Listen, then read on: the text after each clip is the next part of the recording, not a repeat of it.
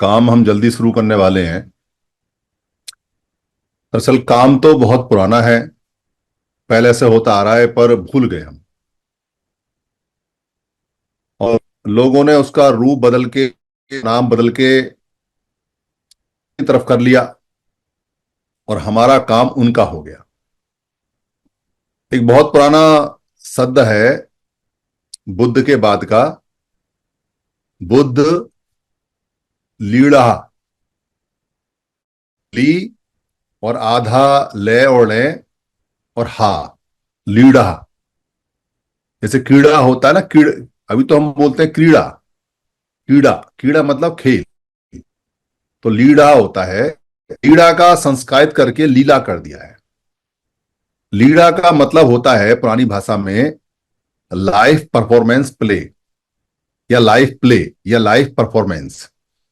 यानी कि जिस किसी व्यक्ति के हम लीड़ा करेंगे, तो हम उस व्यक्ति का पूरा जीवन चक्र एक प्ले में, एक नाटक में, लोगों के साथ में मंचन करने में, बात करने में, चित्रों में, पिक्चर में, पोस्टर में, फिल्म में, वीडियो में, बातचीत में देंगे बना के। तो भारत के अंदर सबसे पहले जो लीड़ा थी, वो लीड़ा बुद्ध की आरंभ हुई, और उसका ऑथेंटिक शब्द है हमारे पास, बुद्ध लीड़ा। उसमें पूरे 10 दिन तक बुद्ध का जीवन चक्र चलता था। बुद्ध कैसे पैदा हुए, कैसे बचपन में उन्होंने जम्बू पेड़ के नीचे, जामुन के पेड़ के नीचे 11 साल की उम्र में पुराना ध्यान लगाया, कैसे उन्होंने खेत चलाए, खेत जोते, कैसे उन्होंने अपने सवाल पूछे, कैसे उनकी जिज्ञासाएं अशांत करने के लिए उनके पिता ने, उनकी माता ने जो काम कर सकते थे, क्योंकि अपनी औलाद को कोई भी नहीं चाहता कि वो बेकार के सवालों में पड़े। अपना सुखी जीवन जिए, अपने बच्चे बच्चे पैदा करे, अपना जमीन जायदाद इकट्ठी करे, और इसी को जीवन चक्र अच्छा मानते हैं साधारण लोग। कैसे उन्होंने सवाल पूछे, कैसे उनके मन में जिज्ञासा हुई, कैसे वो साक्य समण संघ के मेंबर बने, कैसे फिर उन्होंने समण घात हो गया उनसे, कैसे उन्होंने समण घात के बाद उनको साक्य समण संघ से निष्कासित हो गए, कैसे वो 6 साल तक मेहनत किए, कहाँ कहाँ मेहनत किए, उसके बाद कैसे उनको बोध प्राप्त हुआ, बोध हुआ, कैसे वो बुद्ध बने, बुद्ध बनने के बाद सबसे पहले उन्होंने क्या किया, उसके बाद उनको कैसे यकीन हुआ कि वो बुद्ध बन गए हैं, अपना टेस्ट टैग उन्होंने खुद किया, कैसे फिर वो अपने टीचर्स, जो पुराने टीचर्स थे, उनके उनको ढूंढा, कैसे फिर वो अपने पुराने साथियों को ढूंढा, कैसे उन्होंने धम्मचक्र प्रवर्तन किया, कैसे संघ बनाया, कैसे वो धार्मिक संघ चलाया, क्या क्या उसमें समस्याएं आई, कितने विनय बनाए, कितने नियम बनाए, कितना सिखाया, और कैसे 80 साल तक, 80 साल की उम्र में 45 साल लगातार मेहनत करने के बाद में जीवन के अंतिम क्षणों में वो चले गए, और क्या कह के गए। ये सारा जो लाइफ चक्र है, लाइफ धर्म चक्र है, जीवन चक्र है, लाइफ का सर्कल है, इसको 10 दिन की लीला में दिखाया जाता था, पहले बताया जाता था, समझाया जाता था। लोग इसका नाटक मंचन करते थे, इसको लीला करके बोलते हैं। तो चूंकि हमारे पास में रिसोर्सेस कम है, पैसे ज्यादा नहीं होते, हम सब लोग अपना, जितने भी पुराने स्पोक हैं वो अपना खर्च उठाते हैं, शंका भी उठाते हैं, इसलिए हम कोई मंचन तो नहीं कर पाएंगे। और हो सकता है हो भी जाए, क्योंकि कुछ लोग ऐसे हैं जो उसके लिए तैयार भी हो सकते हैं। पर हम यहाँ 3 अक्टूबर से लेके और 12 अक्टूबर तक जूम के अंदर डेली 10 भागों में हम बुद्ध लीला करेंगे, जो बहुत दिनों बाद पहली बार कम से कम जूम पर होगी। इसका प्रचार प्रसार करें, अगर कोई बुद्ध लीला को कर सके तो हम सब्जेक्ट बना के देंगे उनको, 10 दिन का पूरा सिलेबस देंगे, और वो लोग मंचन करें। ये जो मंचन है, ये जो रमने का मंचन है, रमन मंचन है, रमन लीला है, बुद्ध की रमने की लीला है, बुद्ध लीला है, ये दोबारा से विकसित करनी है, इसको बाहर निकाल के लाना है, और इसी साल से इसको करेंगे। ये भी हमारा एक बहुत बड़ा कार्यक्रम है जो पहले से होता चला आ रहा है, पर और देशों में होता है। यहां भारत से चला गया है, पर और जो बुद्धिस्ट कंट्री है वहां लीलाएं होती हैं, वहां मंचन होता है, इधर नहीं होता। आज हम जो यह बात करने वाले हैं, खास तौर से क्योंकि कंसेप्ट भी छोटा रहेगा, और कंसेप्ट के आसपास में जो आजकल महीना है जिसको हम श्रावण का, सावन का, समन का, समण का महीना बोलते हैं, उस पर बात करेंगे। क्योंकि ईदंग धम्म सवन कालो, ईदंग मतलब यह है, धम्म माने प्राकृतिक नियम, समन माने, समन या समण माने, जिसको बाद में श्रवण कर दिया, क्या मतलब है सुनना, और कालो माने समय, यानी कि यह धम्म सुनने का समय है, ऐसा इस महीने को बोला जाता है। तो एक तो जो सवन का शब्द है, समण का शब्द है, अर्थ हो गया सुनना। एक सवण का अर्थ होता है बहना, क्योंकि इन दिनों पानी बहुत बहता है, इसलिए पुराने समय से, क्योंकि धम्म तो बाद में आया है पर पानी पहले से बह रहा है, तो इसको सवन महीना भी बोलते हैं, यानी कि बहने का महीना। एक इसको बोलते हैं सावन का महीना। सावन का महीना, सावन माने होता है घोषणा, यानी कि कुछ बात को कहने का महीना, कुछ घोषणा हो रही है उसका महीना। और एक इसको बोलते हैं जो हमारा समन कुमार है, यानी समन कुमार। तो समन कुमार ने जो अपने माता पिता को जिन दो तराजू में जो आज के समय कावड़ चलती है उसकी तरह जो उन्होंने जो पुराना जितना भी सिस्टम है वो दिखाया और बताया, उनको यात्राएं कराई, क्योंकि पुराने समय में स्तूपों की यात्रा होती थी, चैतियों की यात्रा होती थी। तो एक समन कुमार की एक काल्पनिक कथा भी है, वो कथा यहां चलती है। तो ये जो मास है, यानी कि सावन का घोषणा, या समन का माने सुनना, या समन माने बहना, तीनों का लगभग मिक्स है। पर इस महीने की जो सबसे खास बात है और जो उल्टी है, वो गौर देने के लायक है। बुद्ध ने और महावीर जैन ने 4 मास चतुर्मास का एक कार्यक्रम दिया जो आषाढ़ी पूर्णिमा से लगता है, और इसको काउंटर करने के लिए 5 दिन पहले जो 11 करके कार्यक्रम लगाया गया। जो जब आषाढ़ी पूर्णिमा होती है, आषाढ़ी पूर्णिमा के दिन सारे के सारे जितने भी प्रचारक होते हैं, भिक्खु या उस समय के बुद्ध या बुद्ध के जितने से, वो सब अपना अपना स्थान जहां जिसको सुविधाजनक होता था वहां ग्रहण करते थे। कि गांव के किसी शहर के किसी कस्बे के पास होता था और वहां वो अपनी बैठक जमाते थे। 4 महीने के लिए अब कहीं नहीं जाएंगे, 4 महीने हलचल करेंगे, क्योंकि बाहर बारिश होगी, प्रजनन का टाइम है, जीव जंतुओं के और पेड़ पौधों के प्रजनन का टाइम है। तो प्रजनन में पैरों से खुद के कीट पतंगे कीड़े मकोड़े मरेंगे, कीच गारे होंगे, क्योंकि पक्की सड़क नहीं है, और उस समय कोई साइकिल मोटरसाइकिल स्कूटर कार भी नहीं होते थे, पैदल ही चलना होता था और चप्पल भी नहीं होते थे। तो रास्तों में कीच गारा होगा, पानी भरा होगा, नदियां उफान पर होंगी, तो उनको निकलना या पार करना मुश्किल होगा, जान जा सकती है। फिर आपको भोजन की व्यवस्था नहीं होगी, क्योंकि आप बारिश के दिनों में सारे लोग अपने अपने घरों में होते हैं, कोई फसल बोई नहीं जाती, कोई फसल काटी नहीं जाती, खेतों में पानी भरे होते हैं, नदियों में नालों में पानी भरे होते हैं, इसलिए सब लोग अपने घरों में होते हैं। तो स्थायी अगर कहीं निवास करेंगे 4 महीने के लिए, तो जो लोग वहां होंगे उनको धम्म को सिखा सकते हैं, धम्म का श्रावण कर सकते हैं, घोषणा कर सकते हैं, धम्म का श्रवण कर सकते हैं, यानी कि उसको सुन भी सकते हैं। तो श्रावण भी हो सकता है, श्रवण भी हो सकता है, दोनों काम हो सकते हैं।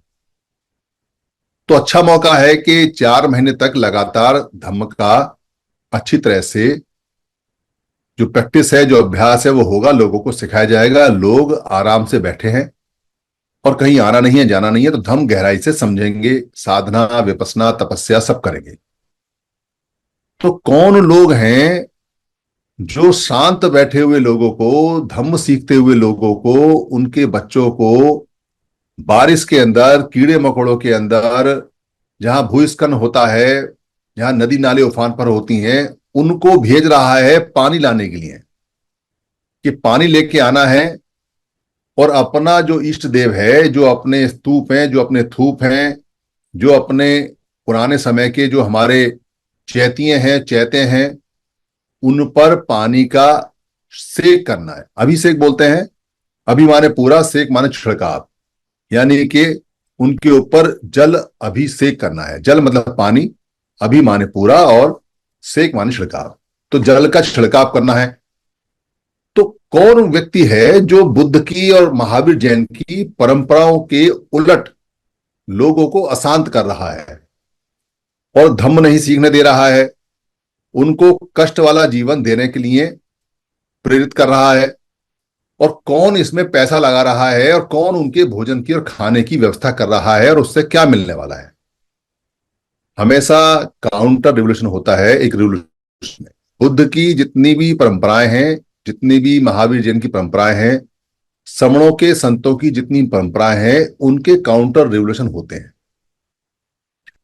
तो ये सोचनीय और गौर करने वाली बात है कि अभी आषाढ़ी पूर्णिमा आई है और अगले दिन से ही लोग बाहर निकल रहे हैं, और ये अभी छोटे से एरिया के अंदर ही है, ज्यादा बड़ा नहीं है, पूरे देश के अंदर ये परंपरा नहीं है, पर गंगा के तट के आसपास में ये परंपरा है। और अब डे बाय साल दर साल इसको बढ़ाया जा रहा है। इसमें बहुत खर्चा आता है। इसमें इतना खर्चा आता है कि आप सोच नहीं सकते, क्योंकि खाने की, पीने की, टेंट की, बैठने की, उठने की सारी व्यवस्था करने में बहुत पैसा लगता है। और जो पैसा देते हैं वो पैसा कमाते भी हैं, क्योंकि फेस्टिवल या जब किसी चीज की एस्टैब्लिशमेंट होती है, जब कोई चीज पैदा हो जाती है, तो फिर वो रिटर्न देना शुरू शुरू कर देती है, और उससे पैसा आता है। तो सावन के महीने के अंदर पुरानी परंपरा के अनुसार जो टीचर हैं, जो भिक्षु हैं, वो सब एक जगह रुके हुए हैं और लोग सीख रहे हैं। उनको खाना भी देते हैं, पानी भी देते हैं, और कुछ लोग बाहर निकल भी रहे हैं। कावड़ शब्द पूरे पुराने साहित्य में कहीं नहीं मिलता। एक तो चांद बिंदु वाला शब्द कहीं नहीं है, दूसरा दूर दूर तक कावड़ भी नहीं है। तो कावड़ लाने का इतिहास कहीं नहीं है। आप अगर किसी भी किताब में, किसी भी जगह अगर ढूंढोगे, तो कहानियां मिल सकती हैं जो अभी लेटेस्ट हैं, वो कहानियां भी मैच नहीं करती। यानी सबकी कहानियां अलग अलग हैं। आप अगर कहानियां ढूंढोगे तो सबकी छोटी छोटी कहानी है, अलग अलग है। पर ये जो फेस्टिवल है, ये महादेव के नाम से है। महादेव का मतलब है शैव परंपरा का है। शैव मतलब सील परंपरा, सील मतलब शिव परंपरा। ये महादेव, अरहत महादेव, सील परंपरा, शैल परंपरा वैष्णव परंपरा से अलग है। वैष्णव परंपरा जैसे जो वैष्णवी लोग होते हैं, वो शैल परंपरा को, शैव परंपरा को नहीं मानते, मतलब महादेव वाली परंपरा को नहीं मानते। स्पष्ट उनकी लाइन खिंची हुई है। तो ये फेस्टिवल सिर्फ महादेव का है, और महादेव काले हैं। अरहत महादेव काले हैं, और बहुत सारे महादेव हैं काले हैं, नागवंशी हैं, क्योंकि सब उनके गले में वगैरह में है। उनका प्रज्ञा का नेत्र भी है। उनके पास में सींग लोड भी है। सींग लोड बोलते हैं, जो जानवर का सींग होता है उसमें लोड यानी नमक को डाल देते हैं। ये महायानी भिक्षुओं की परंपरा है। बुद्ध ने सींग लोड नमक के लिए अलाउ किया था 10 नियम में। 10 नियम महायानी थे, उसमें से नमक अलाउ किया था कि सींग लोड में लिया जा सकता है। वो महायानियों ने अपना नियम एक बनाया था। उसमें जो 3 सूत्र है उसका त्रिशूल है। त्रिशूल मतलब 3 सूत्र है, सूत्र भी है उसके अंदर। ये आप अगर नेट पर जाओगे तो जो शैल परंपरा है उसमें साफ लिखा हुआ है कि जो 3 सूत्र हैं उनको त्रिशूल करके बोला जाता है। जो शैव परंपरा है उसके अंदर, क्योंकि लोहा तो अभी विकसित हुआ है, पर त्रिशूल की जो रचना है वो पहले से है। तो आनंद भी आ रहा है, क्योंकि जब विपश्यना साधना करते हैं तो आनंद का मतलब नंदी साथ है। नंदी और आनंदी एक ही बात है, वो प्रतीक चिन्ह है, बाकी नंदी है और आनंदी है। तो चीवर भी है, और खाल का चीवर है, चीवर पे बैठे हैं, और चीवर के ऊपर साधन लगाने का भी है। और पूरा का पूरा जो करुणा में वातावरण है, और विपश्यना करते हुए जो द्वेष है, जो राग है, उसको गले से नीचे नहीं जाने देने की कला भी है। यानी कि जो विपस्सी लोग होते हैं वो अपने शरीर पर किसी भी राग का, मोह का, मूर्ता का, दोष का प्रभाव नहीं आने देते और वो ऊपर ही ऊपर रखते हैं। तो गले तक प्रभाव है, शरीर पर नहीं आने देते हैं, विपස්සना का साधन है।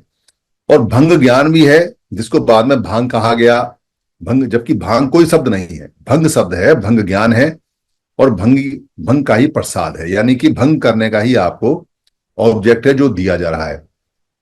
बहुत सारी सिमिलरिटी है, क्योंकि जो साथी हैं वो पिशाच हैं, वो प्रेत हैं, वो भूत हैं, जो सारे के सारे पाली के शब्द हैं और बड़े अच्छे शब्द आते हैं। कहीं ना कहीं एक अच्छा, या इनका कोई ना कोई साइंटिफिक पूरा का पूरा होता है। तो सारी परंपरा, और काले भी हैं और समन भी हैं, और पूरे देश में है। 12 प्रकार के तो सेंटर हैं पूरे देश में, और खाली एक नहीं है। पर जो ब्रीड है वो संकर ब्रीड है, यानी कि समण और बमण की मिली हुई ब्रीड है। महायानी है। महायानी परंपरा में पत्नी को साथ रखा जा सकता है, और गणपति उनकी गोद में है। यानी कि जितने भी गणपति हैं वो सारे के सारे उनके अधीन हैं। जो वो विपස්සना तपस्या साधना करते हैं उसको जानते हैं। गणपति का सिंबल भी है। ये सारे के सारे चिन्ह जितने भी मिलते हैं अरहत महादेव के मिलते हैं। कोई हो सकता है कि इससे इत्तेफाक ना रखता हो, कोई हो सकता है जो बहुत ज्यादा एक तरह से कट्टर हो जाता है, तो कट्टरता में वो चिढ़ जाता है, तो हो सकता है चिढ़ जाए। जरूरी नहीं है किसी को ये यकीनी करना है, पर सारे के सारे गुण एक अरहत के, एक विपस्सी के, एक समण के मिलते हैं। और वैष्णव लोग उनको अलग रखी, वैष्णव लोगों में कभी मिक्स होते नहीं है। ये बात तरह से क्लियर आती है। तो हमेशा एक थूप भी साथ रखते हैं, यानी जो अरहत महादेव हैं उनके फोटो में, उनके साथ में एक थूप, स्तूप भी होता है। जब खुद वो अपना स्तूप बना सकते हैं, अरहत महादेवों के स्तूप होते हैं, तो वो किसी और अरहत महादेव के स्तूप को भी साथ रखते हैं। तो जलाभिषेक जो होता है, यानी कि हम जो सम्मान देने की प्रक्रिया है, वो अपने किसी थूप को और स्तूप को दे रहे हैं। ये उसका मोटिव है जो इतनी दूर से आता है। ये परंपरा अभी की है, और ये परंपरा काउंटर परंपरा है। पर इसमें महादेव के बिना ये पूरी नहीं होती, क्योंकि लोगों को जो जोश आता है वो अपने जो उपास्य हैं, जिनकी वो याचना करते हैं, जिनको मानते हैं, उन अरहत महादेव के लिए आता है। लोग अरहत करुणा के, दया के, मुदिता के जो नियम है उनको भूल गए, जानते नहीं है, क्योंकि दूर हो गए। पर सारे नियम, सारे गुण वहीं चलते हैं, क्योंकि अरहत महादेव बहुत ही ज्यादा करुणा में है, इसलिए भोले बोले जाते हैं। उनको कहा जाता है कि ये बड़े भोले हैं, बड़े सीधे साधे हैं और जल्दी प्रसन्न हो जाते हैं। पर उनको तांडव में बदला गया। बहुत सारी चीजें जो हैं वो उनके हिसाब से बदली गई, बहुत सारे नाम दिए गए। पशुपति नाथ ही बोला जाता है, क्योंकि पशुओं के भी नाथ हैं। नाथ परंपरा भारत की है, समणों की परंपरा आती है। नाथ परंपरा सारी सारी समण की कल्चर में आती है। तो आज के समय, यानी सावन के महीने में, जब हमारा परंपरा पूरी तरह से ठीक चल रही थी, उसमें हमारे ही अरहत महादेव को सेंटर बना के और हमारे ही लोगों को दूर भेज दिया, ताकि वो धम्म को ना सीखें और धम्म के बारे में कोई जानकारी ना लें। और उनको एक चैलेंज दे दिया कि आप इन दूर से पानी लेके आए और जलाभिषेक करें। ये चैलेंज भी है, और चैलेंज में हमारे लोग मान काम भी करते हैं। पर कोई सबूत या कहीं कोई इतिहास या कोई कहीं लिखा हुआ कहीं दूर दूर तक भी मिलता नहीं। और बुद्ध के इतिहास में कहीं अरहत महादेव का भी जिक्र नहीं है। अरहत तो शब्द है, महादेव भी है। महादेव अलग है, देव माने देना, महा माने बड़ा। पर अरहत महादेव एक शब्द नहीं है, यानी कि बुद्ध के बाद के शिष्य रहे, बुद्ध के बाद की परंपराएं रही हैं। इसलिए अरहत महादेव 12 मिलते हैं जो 8 राज्यों में है, यानी उनके सेंटर हैं। पर ताज्जुब की बात यह है कि जहां अरहत महादेव के सेंटर ज्यादा होने चाहिए थे वहां नहीं है। जैसे जम्मू कश्मीर में कोई सेंटर नहीं है, उत्तराखंड में एक सेंटर है, उत्तर प्रदेश के अंदर एक सेंटर है, एक झारखंड के अंदर है, महाराष्ट्र के अंदर शायद 2 हैं, गुजरात के अंदर 2 हैं, और एक आंध्र प्रदेश में है, और एक तमिलनाडु में है। यानी कि जो जहां सबसे ज्यादा मिलने चाहिए थे, और जो जहां बौद्ध का या बुद्ध की प्रैक्टिस का जहां ज्यादा प्रभाव था, वहां नहीं है।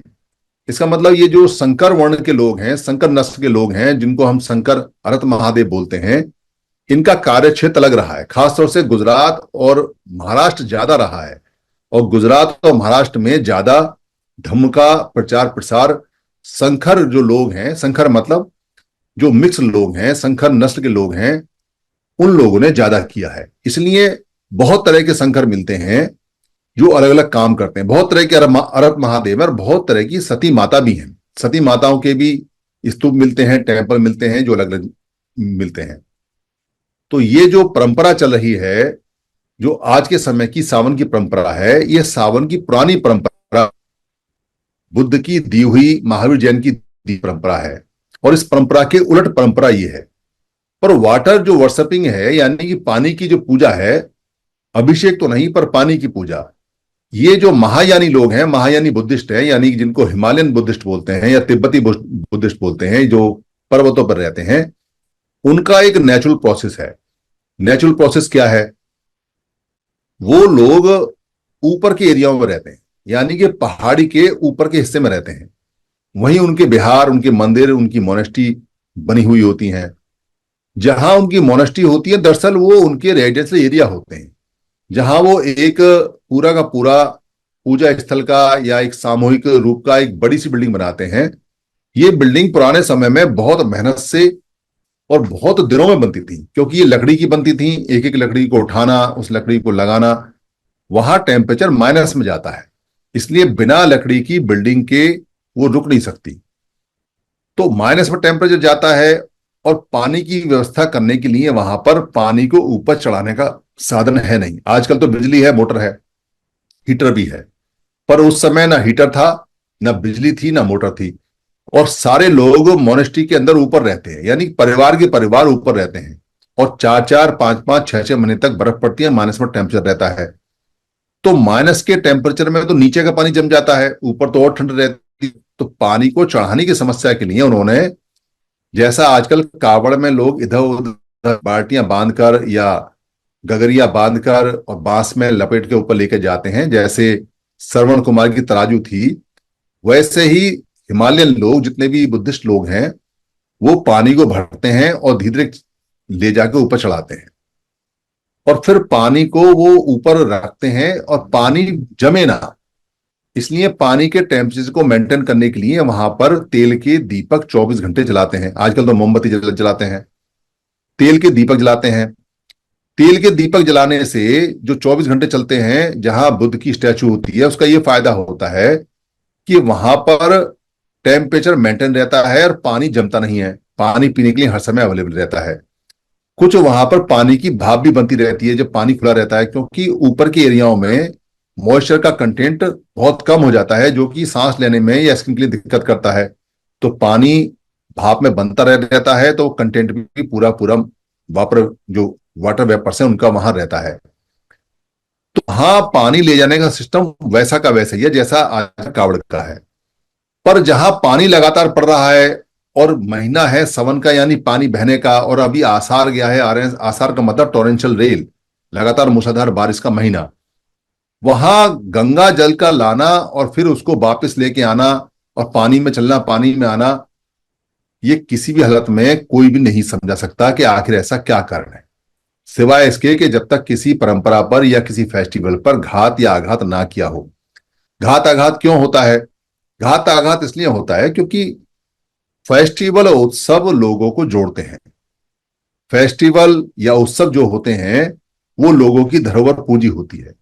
फेस्टिवल या तिहार या उत्सव, तिहार का मतलब 3 दिन चलने वाला फेस्टिवल, तिहार जितने भी होते हैं, वो सारे के सारे लोगों को रोजगार देते हैं, लोगों का मनोबल बढ़ाते हैं, और लोगों को, परंपरा को और सभ्यता को पूरी तरह से दावा ठोकते हैं कि ये उन्हीं की सभ्यता है, उन्हीं की परंपरा है और ये उन्हीं का कंट्री है।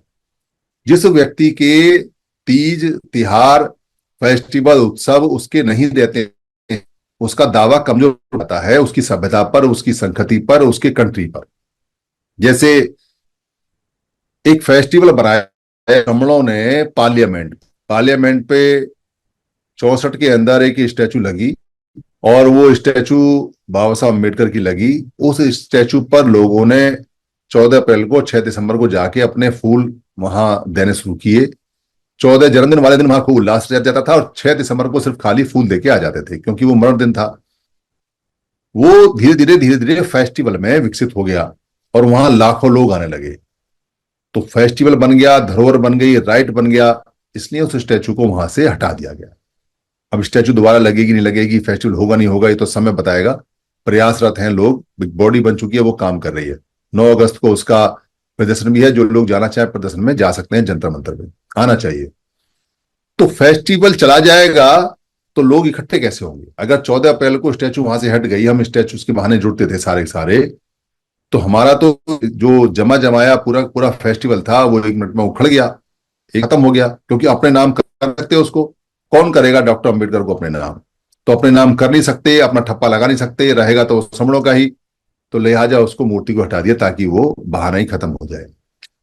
वैसे ही जो 4 महीने तक आप धम्म सीखते हो, तो आपको विघ्न डालने के लिए, आपको परेशान करने के लिए कोई ना कोई बहाना आपके द्वारा, आपकी सभ्यता, आपकी मान्यता के द्वारा ही आपको दे दिया गया, ताकि आप वहां उसमें बैठो ही ना ही आप धम्म सीखो।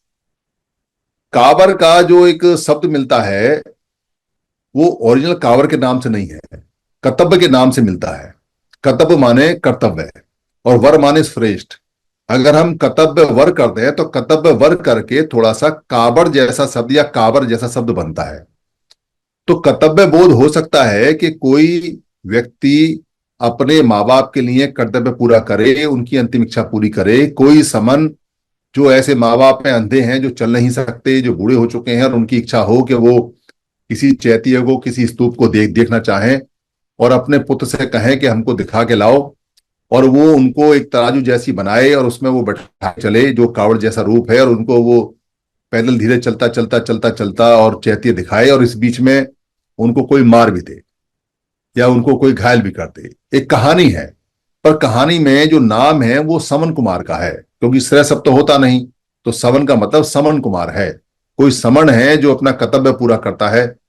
हो सकता है कि उसकी तरह ही कुछ लोग और अपने माँ बाप को बिठाते हों, और ये कोई परंपरा रही हो कि किसी चैत्य में, किसी पूजा स्थल में, किसी ऐसी जगह जहां बुद्ध की, जहां हमारे जितने भी अरहत हैं उनकी कोई खास जगह रही हो, और माँ बाप की इच्छा रहती हो कि अंतिम समय या गंगा जी जाना हो, क्योंकि गंगा स्थल भी हमारे ही पूरे पूरे सिस्टम हुआ करते थे। वो चीजें हो सकती है, पर कोई ऑथेंटिक उसका है नहीं, क्योंकि सवन को श्रवण कर दिया और श्रवण को श्रम में बदल दिया। ये शब्दों की जो अदला बदली हुई है, उससे बहुत सारी चीजें हमारी खराब हो जाती हैं।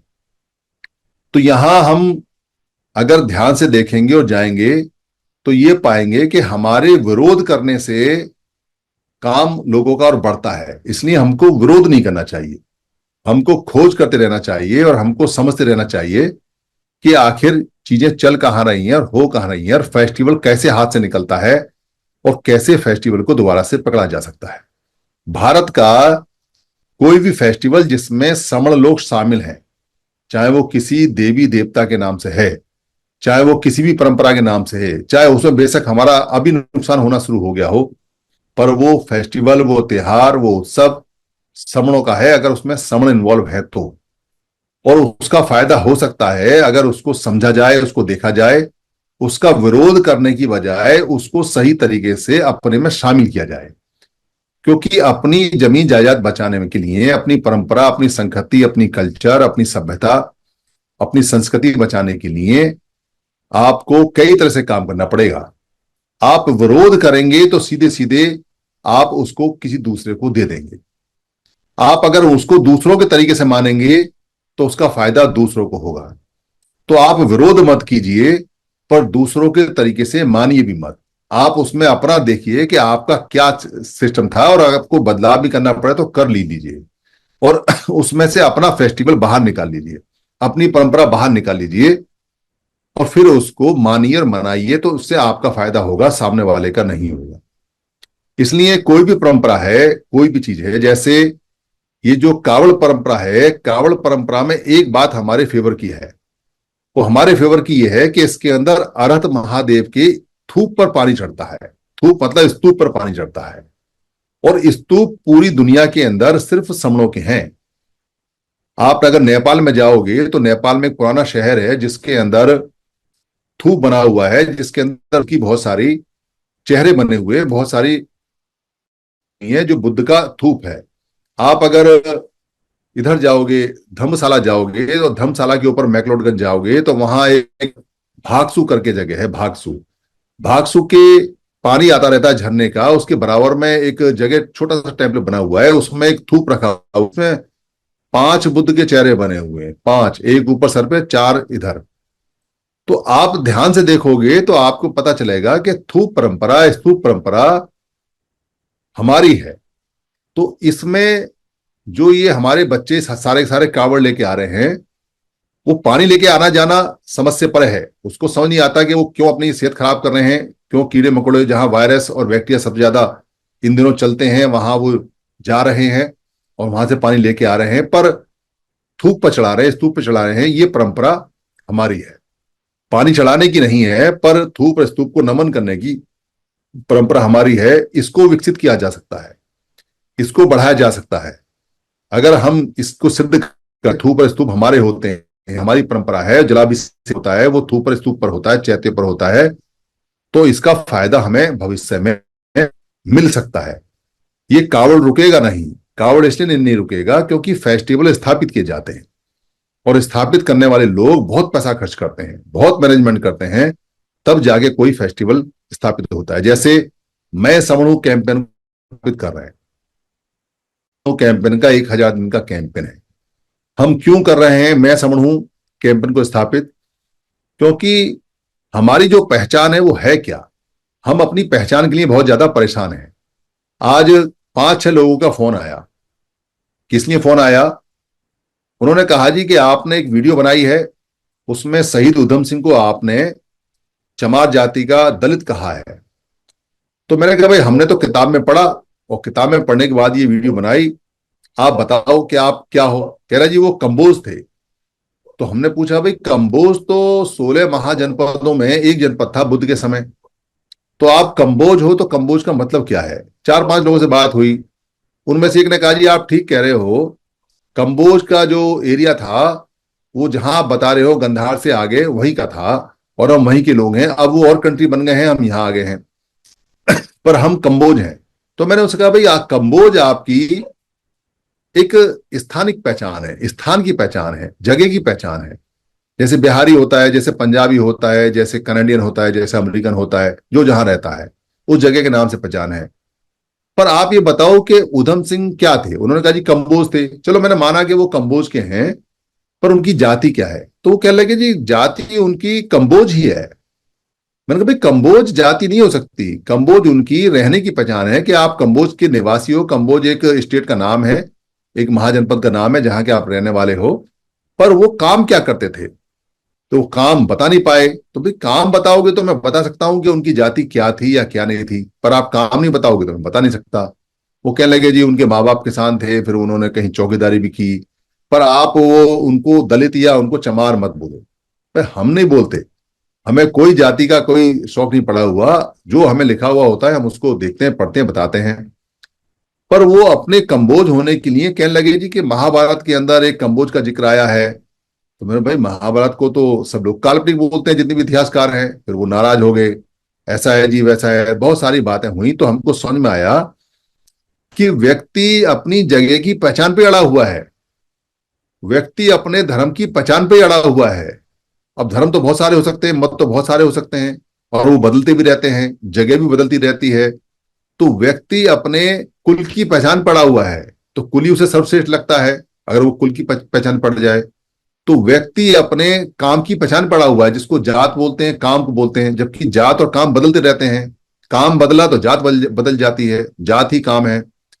तो व्यक्ति अपने संगठन की पहचान पर अड़ा हुआ है, वो संगठन को नहीं छोड़ता, संगठन उसके लिए सब कुछ होता है।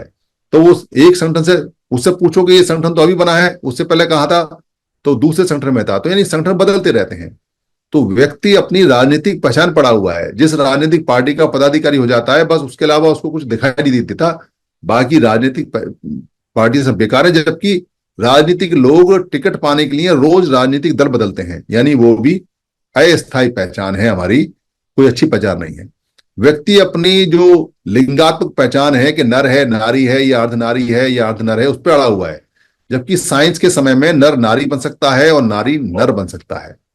व्यक्ति अपने नाम और रूप की पहचान पड़ा हुआ है, उसको नाम बड़ा प्यारा लगता है अपना, जबकि संविधान के अंदर यह व्यवस्था है कि नाम बदल जाता है और जो चाहे वो नाम रख सकता है, और रूप रंग जो होता है उसको भी बदला जा सकता है। जैसे माइकल जैक्सन था, माइकल जैक्सन अफ्रीकी रंग का यानी ब्लैक रंग का ब्लैक था वो लड़का, और जब उसके पास खूब पैसा आया तो उसने अपने आप को व्हाइट, अपनी स्किन व्हाइट कर ली जैसे यूरोपियंस की होती है वैसी व्हाइट कर ली उसने।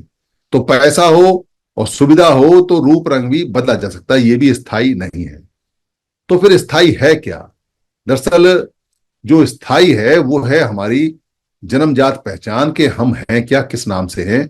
भारत के अंदर जो डॉक्टर अंबेडकर ने बताया, जो मैगस्थनीज की इंडिका किताब ने बताया, जो अभी एक वीडियो जो परिहार सर ने बताई है उसे आप देख लीजिए, उसके अंदर बताया हुआ है कि समन्वय धर्म में क्या क्या विशेषता थी, या जो त्रिपिटक के अंदर समन वमन का जिक्र है उनके गुण हैं, या जो आगम है उनके अंदर जो जिक्र है, या जो और भी किताबें हैं उनके अंदर समन के बारे में बात की जाती है और समन के बारे में बताया जाता है। वहां से यह पता चलता है कि भारत के अंदर एक तो सभ्यता है, एक संस्कृति है। एक सभ्यता एक संस्कृति यानी समण सभ्यता समण संस्कृति, जिसको बाद में श्रमण कह के बदलने की कोशिश की गई। और बाकी सारे सारे जितने भी हैं वो संप्रदाय हैं या वर्ग हैं या छोटे मोटे ग्रुप हैं। तो वो जो संप्रदाय है उनमें जो मुख्य संप्रदाय है वो है वमन संप्रदाय, वमन ग्रुप। ये वमन कैसे पड़ा, ये वमन कौन है? दरअसल भारत के अंदर अगर कोई चीज विपरीत होती है, जो अपने व्यवहार के, अपने रूप रंग की, अपने रहन सहन की, अपनी संस्कृति की, अपने कल्चर की, अपनी बोली की, अपनी जो क्रियाकलाप है जीवन के, नाच गाने उत्सव हैं, इनकी अगर कोई विपरीत होती है तो हम उस व्यक्ति को वम कहते हैं। वम, आज भी हम अपने उल्टे हाथ को वम कहते हैं, यानी वम माने उल्टा, हमारे उल्टा, हम सम हो गए और सम का अपोजिट वर्ड हो गया वम। तो वम संस्कृति के लोग या वम जो काम करें उसके लोग को वमन बोलते हैं, और सम जो लोग हैं उनको, सम सभ्यता के लोग, सम संस्कृति लोग, उनको समण बोलते हैं। तो हम भारत के लोग हैं, समण लोग हैं।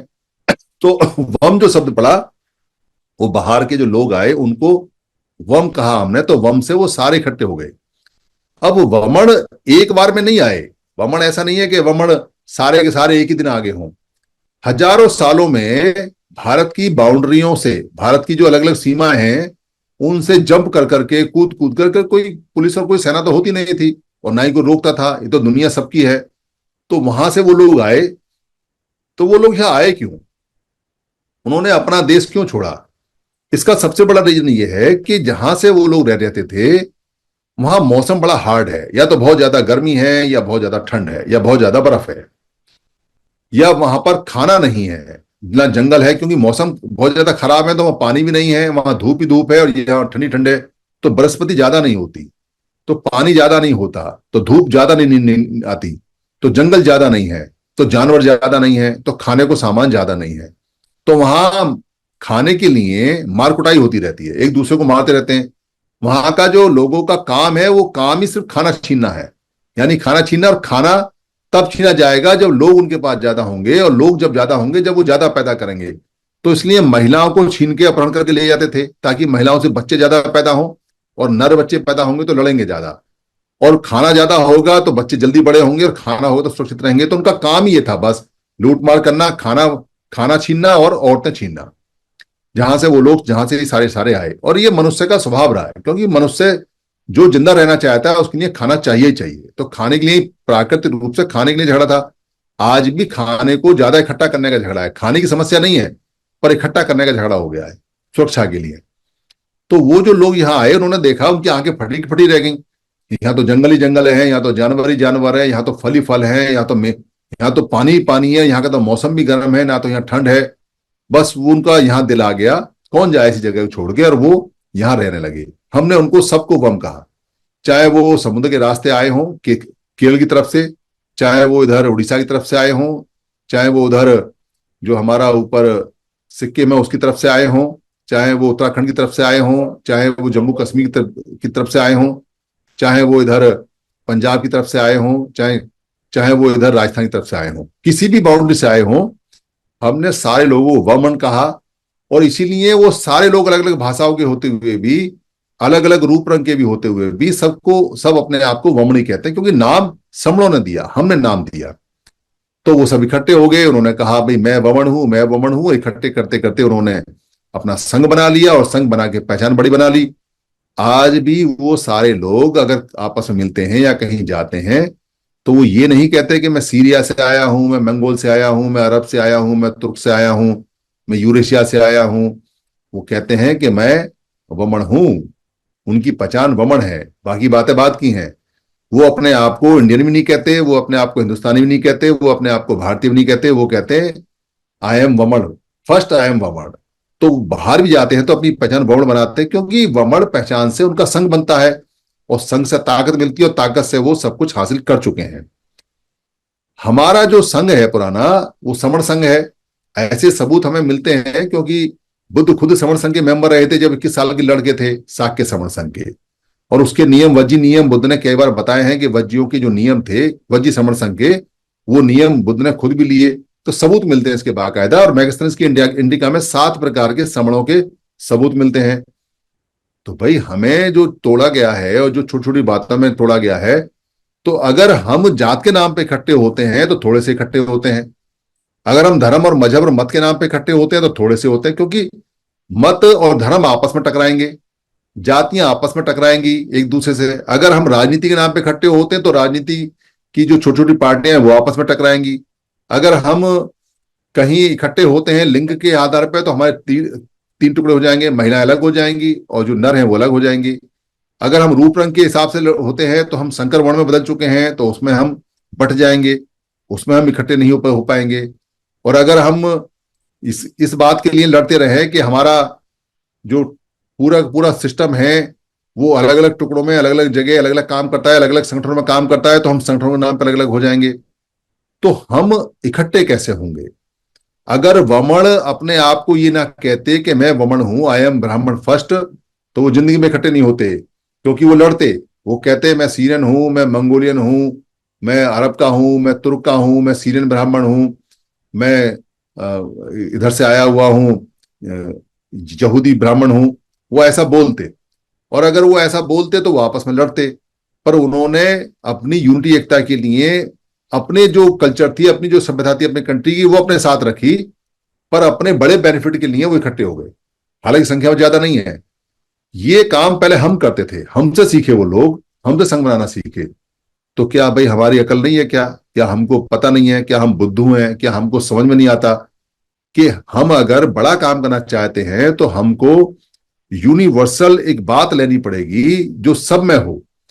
और सब घुमा फिरा के स्टडी करने के बाद में यही समझ में आया और यही बात सिद्ध हुई, और पहले भी यही थी, कि हम तब इकट्ठे हो सकते हैं जब हमारी आइडेंटिटी एक हो, जब हमारी पहचान एक हो। इसलिए हम गर्व से कहते हैं कि मैं समण हूं। और अगर मैं समण कहता हूं तो फिर कोई भी व्यक्ति हो जो समण है वो इसमें जुड़ जाता है। इसका उदाहरण क्या है? अभी हमारे साथ में 3,000 मीनाओं के साथ में एक बड़ा ग्रुप चलाते हैं, एक आईएएस है, मेरे पुराने मित्र रहे हैं, हम 20 साल से साथ काम करते रहे हैं। मिले मुझे एक मीटिंग में, अभी हम गए थे जहां हमने 150 ये मैं समण के जो ग्रंथ है वो दिए। मुलाकात हुई, चाय नाश्ता हुआ, तो मैंने उनसे कहा सेंटर पे आओ, बैठ के बात करेंगे। तो वो सेंटर पे आए। सेंटर पे आने के बाद मैंने कहा ये समण ग्रंथ पढ़ के आना। पढ़ के आए, पढ़े लिखे समझदार हैं, उनको समझ में आ गया। तो उन्होंने 2-4 क्वेश्चन पूछे, ज्यादा क्वेश्चन नहीं पूछे। उन्होंने कहा नहीं ये बिल्कुल ठीक है, और क्या बोलते हैं इसी से हमारी बात बनेगी। और उन्होंने पोस्टर लेके बाकायदा मैं समण के पोस्टर वहां खिंचवाए, उनको समझ में आ गया। मैंने कहा भाई 4 तारीख को कुछ लोगों को बुलाया है, तो कह रहे 5-7 लोग आ जाएंगे, बाकी हम धीरे धीरे इसमें एक साथ करते रहेंगे, क्योंकि ये हमारे लोगों के लिए नया आइडिया है, तो इसलिए उनको थोड़ा समय लगेगा। पर वो कन्विंस हो गए, वो समझ गए कि यही है। एक बड़ा वाला समण ग्रंथ भी दिया हमने उनको, इसमें और डिटेल में इसे और पढ़िएगा। तो वो जो मीना समाज को चलाते हैं, उन्होंने मीना नहीं कहा, उन्होंने कहा भाई मैं तो समण हूं। उनके साथ जो लोग आए थे उन्होंने कहा अब मैं अपने नाम के आगे समण लिखता हूं। तो इतनी जल्दी समण शब्द को कैच कर लिया, पकड़ लिया, ये सिर्फ तभी हो सकता है जब आप समण संघ के 10 नियम को फॉलो करो अच्छी तरह से, जिसके अंदर कभी चंदा लिया जाएगा ना, कभी समण संघ राजनीति में जाएगा, कभी मंचमाला पद पोस्ट होगी, हमेशा संघादि शेष होगा। ये सारी बातें आप जानोगे, समझोगे, और फिर ये महसूस करोगे कि मैं समण हूं, तो हमारी बात आसानी से बन जाएगी, और बहुत जल्दी बन जाएगी। क्योंकि आजकल जो कैंपेन चल रही है, उस कैंपेन में हम एक फार्म भी भरवा रहे हैं। वो फार्म से जब व्यक्ति कन्विंस हो जाता है, कि उसको यकीन हो जाता है कि वो पुराना समण है और वो समण है, तो वो फॉर्म भरता है और वो कहता है कि मैं जन्मजात समण हूं। ये बात वो जब कहता है तो वो फिर डायरेक्टरी में एंटर हो जाता है कि एक समण ये भी है। इससे हम तेजी से एक दूसरे की पहचान में आ रहे हैं और तेजी से एक साथ जुड़ रहे हैं। तो टोटल जो कंसेप्ट है वो बहुत सिंप्लीफाई हो चुका है, बहुत सरल हो चुका है। सिर्फ आपको ये बता, कॉमन है या आप समण हैं। और अगर आप समण हैं तो आपको कहना है कि मैं समण हूं। बाकी बातें सब अपने आप होती चली जाएंगी। अगर हम ये कह देंगे और ये समझ लेंगे और ये समझा देंगे कि मैं समण हूं, तो हमारी सारी समस्याएं खत्म हो जाएंगी। और चाहे हम कुछ भी कर लें, अगर हम ये कहें कि भाई मैं फलानी कास्ट का हूं और मैं फलानी कास्ट का हूं, मैं फलाने धर्म का हूं, मैं फलाने धर्म का हूं, मैं फलाने संगठन का हूं, मैं फलाने संगठन का हूं, मैं फलानी राजनीतिक संगठन का हूं, मैं फलानी पार्टी का हूं, आओ एक साथ बैठते हैं। तो भाई जब आप फलाने फलानी पार्टी और धर्म के, मजहब के, मत के, संगठन के हो, तो आप साथ बैठो या उठो, आप जिंदगी में एक नहीं हो सकते। क्योंकि आप तो आए ही अलग अलग हो। जब आए ही अलग अलग हो तो आप इकट्ठे कैसे होगे? इकट्ठे आप तब हो सकते हो जब आपकी सारी बातें एक हो। और जब हम ये कहते हैं कि आप भी समण हो, हम भी समण हो, बाकी हम कुछ नहीं जानते, तो हमारे जीतने के सारे दरवाजे एक साथ खुल जाते। और वो खुल चुके हैं। हमारा काम चल रहा है, बहुत तेजी से हम सब लोगों को बता रहे हैं। आप प्रचार प्रसार में हिस्सा लें। कोई भी क्रांति जब तक नहीं हो सकती जब तक आप अपना उसमें खून और पसीना ना लगाएं। खून तो यहाँ मांगते नहीं, क्योंकि लड़ाई वहां यहाँ खून वाली नहीं है, पर पसीना जरूर मांगते हैं। और ये भी मांगते हैं कि आपको समण संघ के प्रचार के लिए पैसा भी खर्च करना पड़ेगा, समण ग्रंथ खरीदने पड़ेंगे, बांटने पड़ेंगे, आना जाना जाना भी पड़ेगा, संगतियों में भी आना जाना पड़ेगा, संगति भी लगानी पड़ेगी। अगर आपने प्रचार प्रसार नहीं किया तो कितना ही अच्छा आइडिया हो, वो खत्म हो जाता है। और अगर आपने प्रचार प्रसार किया तो कितना ही झूठा शब्द हो, वो भी सच्चा हो जाता है। इतिहास इसका गवाह है। जिन लोगों ने झूठे शब्द का प्रचार किया वो जीत गए। और इतिहास इस बात का भी गवाह रहेगा कि समण शब्द सच्चा था, पुरानी इतिहास में था, सब जगह था। इसका प्रचार प्रसार हुआ तो जीत गए, और प्रचार प्रसार नहीं हुआ तो हार गए। आपने हारना है या आपने जीतना है, इच्छा आपकी। अगर आपने जीतना है तो आपको दिन रात कहना पड़ेगा संघं नमामि, संघं नमामि, संघं नमामि, मैं समण हूं, मैं समण हूं, मैं समण हूं। आपके नाम के पहले लिखना पड़ेगा समण सुधीर राज सिंह। अगर आपने अपने नाम से पहले नहीं लिखा, आपने सामने वाले को समण भाई साहब, समण सर, आपने सामने वाली महिलाओं को समण बहन जी, समणी नहीं कहा, अपने बच्चों में समण बच्चा, समण बेटा, समण बेटी नहीं कहा, आपने दिन रात समण शब्द नहीं रटा, आपने दिन रात समण शब्द नहीं रटवाया, आपने समण शब्द की वॉल राइटिंग नहीं की, आपने किताबों में समण समण नहीं लिखा, आपने हर जगह समण समण नहीं लिखा, साइकिल पे, स्कूटर पे, कार पे, हर जगह आप समण समण लिखोगे तो जीतने की गारंटी है। और अगर आप प्रचार प्रसार नहीं करोगे तो हारने की भी गारंटी है। ये आपने देखना है, ये आपने सीखना है, ये आपने जानना है। मैं समण हूं। और ये जो कावड़ वाले लोग हैं इनसे आप नफरत ना करें।